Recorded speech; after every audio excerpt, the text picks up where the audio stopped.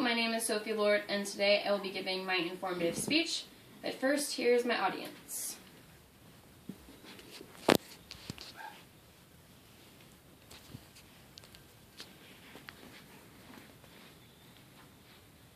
Some love it, most hate it, and every 2 seconds someone needs it. Today I will be discussing the history, current statistics, and donation process of blood transfusions. I'm incredible to speak on this topic because over the past year I have donated a gallon of blood and have done additional research on the topic. In 1628, William Harvey discovered blood circulation. Shortly after, the first transfusion was attempted. It wasn't until 37 years later that the first successful transfusion was recorded on a dog. In 1818, the first human-to-human transfusion was recorded as successful. Back then, they used milk as a blood filler and have now transferred it into a saline solution. In 1901, Landsteiner discovered the 3 blood groups. This discovery has been vital in transfusions because it decreases the risk of uncommon blood typing rejecting each other. In 1940, the U.S. established the first national blood collection program. 5 years later, in 1941, 13 million pints of blood were donated in World War II. In 1992, the first national testing lab opened in Massachusetts. This lab ensured that all of the blood collected was safe to give to transfusion recipients.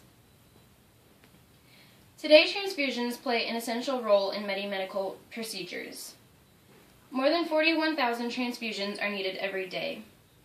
The average donation is 1 pint of blood, although a single car accident victim could require up to 100 pints of blood. There are 3 blood groups, A, B, and O. These blood groups break down into 8 groups: A positive, A negative, B positive, B negative, O positive, O negative, AB positive, and AB negative. I, along with the majority of the population, am O positive blood. O is the universal donor because it does not contain either the A or B antigen. AB is the universal recipient because it contains both the A and B antigen. Although many people need blood, few people actually donate.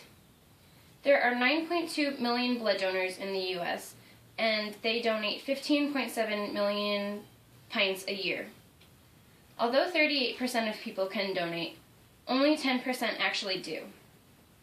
There are 4 stages of a blood donation: the registration, the medical history and physical, which consists of a nurse taking the temperature, blood pressure, pulse, and hemoglobin count, the donation. This is a picture I took at my donation last week. A needle is inserted into the arm, and you squeeze a ball, which keeps the blood flowing. They take a pint of blood along with additional test tubes that are sent off. The donation usually takes 10 to 12 minutes, depending on the person and how large their veins are. A donor can give blood every 56 days. After the blood is donated, it is sent off into a lab. Meanwhile, you get to enjoy some refreshments.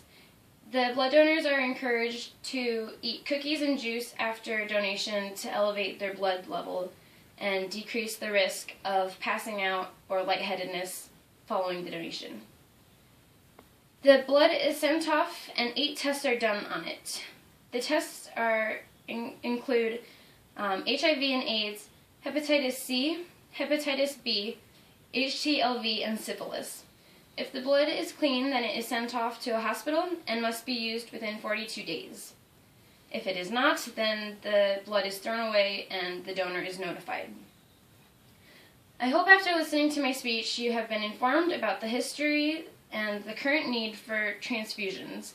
I enjoyed giving this speech, and I hope you consider giving blood. Thank you.